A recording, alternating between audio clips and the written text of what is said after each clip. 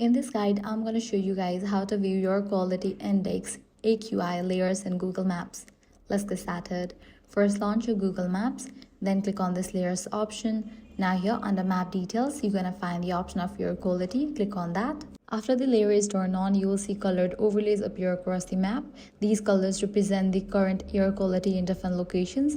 In general, green indicates good air quality, yellow represents moderate conditions, orange signals air quality that may be unhealthy for sensitive groups, and red indicates higher level of air pollution that may affect everyone. You can zoom in or move around the map to check air quality in nearby neighborhoods, cities, or anywhere you are planning to visit. If you don't see the air quality layer, make sure you are using the latest version of Google Maps. Keep in mind that this feature may not be available in every region or country, so availability can vary depending on your location. That's it. This way you can easily view the air quality index AQI layers in Google Maps. If this guide helped you out, do not forget to like, share, and subscribe.